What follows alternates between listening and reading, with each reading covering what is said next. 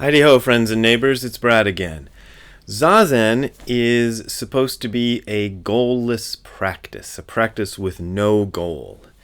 And this is something that causes a lot of people a lot of trouble. One of the first things anybody says, and they all think they're really clever when they point this out, is, well, if you have a goal to have no goal in practice, that's still a goal, ha ha ha. And you'll find essays, you can find whole essays online where people's point is just that, and they think they've completely just, figured out Zen entirely. Pfft, gone. It used to bother me too, that question, but then I put it to my teacher, Tim McCarthy, my first Zen teacher, and asked him about it, and he said, well, semantically, that's true. If you want to diagram a sentence or whatever, then yeah, the goal of having no goal is still a goal. But when you actually practice with having no goal, that's completely different. You can practice not having a goal, even if that's your goal. So when you actually get right down to it, it's actually possible to practice with no goal.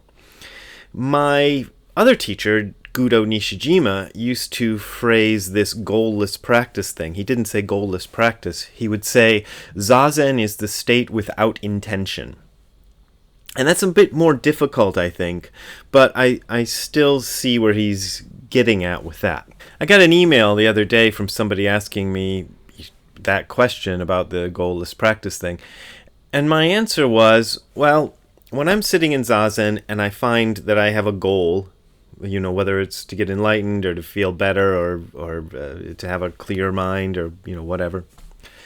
I just say, okay, and set it aside. It's just another thought. There's all kinds of thoughts going around in your head. You might be thinking of the Ramones, or you might be thinking of baseball, or you might be thinking of how cold it is, or the snow, or what the president tweeted yesterday. There's all kinds of shit going on in your head, and you're just putting that aside.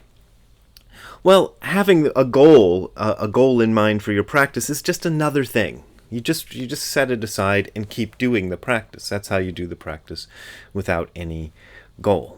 Dogen has a good story about this, and I'll read it to you from my version, from my book Don't Be a Jerk, because I just want to promote my books sometimes. And besides that, I think, not to toot my own horn, but I'm a very stable genius, and I think I did okay with this one. I think it's pretty close to the original. Here we go.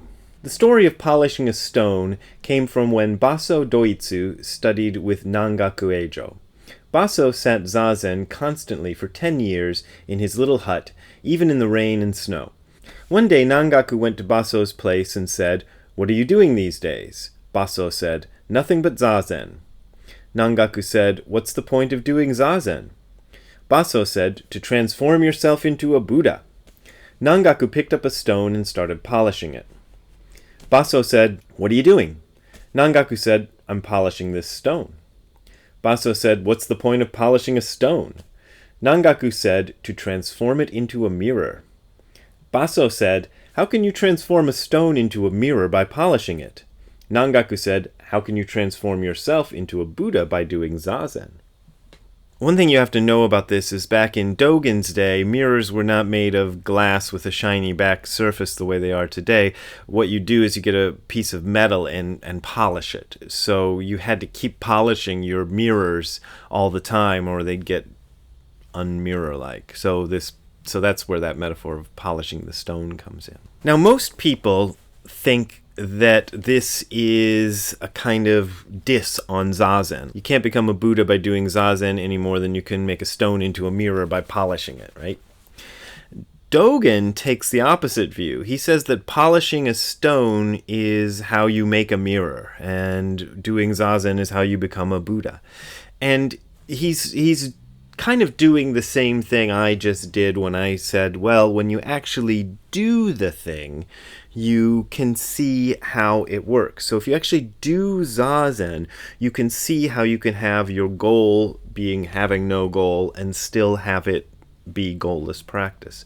You just forget about the goal. In the midst of practice, you forget about the goal. It's like, you're riding your bike to up the hill to Rockaway Records. That's what I do sometimes.